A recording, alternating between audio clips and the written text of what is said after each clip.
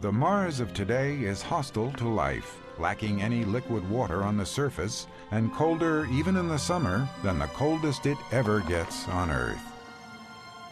But during the first human mission to Mars, the crew would conduct an important terraforming experiment to test whether the Martian climate can be changed. By constructing a greenhouse that traps heat from the sun, they would find out whether raising the temperature forces carbon dioxide, a greenhouse gas, to come out of the soil, as Chris McKay predicts. After a few days, they would return to the greenhouse to measure how much carbon dioxide has accumulated. If the increase is large, it would suggest that terraforming Mars, making it Earth-like, could really happen. Once humans have set foot on the red planet, dreams can start to become reality. But which dreams will we fulfill? Will we construct settlements here? Will Mars become an extension of the world we live in today?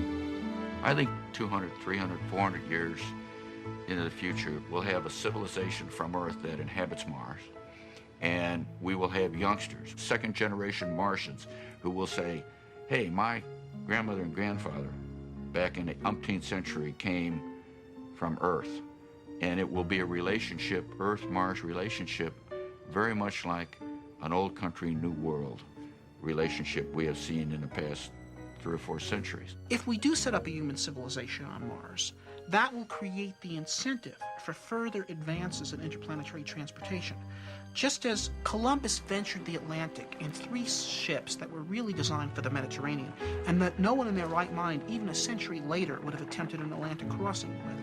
But once people found out there was something to go to across the Atlantic, once they made something worth going to across the Atlantic, that became an incentive for the advance of naval architecture.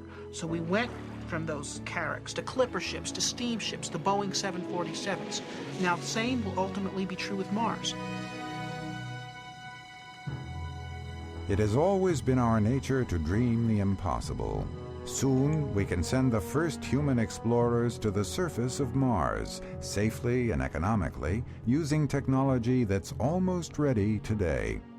Getting humans to the red planet could finally answer many of our long-held questions. Why did Mars become so cold and dry? How much water is left on the planet? Was there ever life on Mars? Is there any life there now?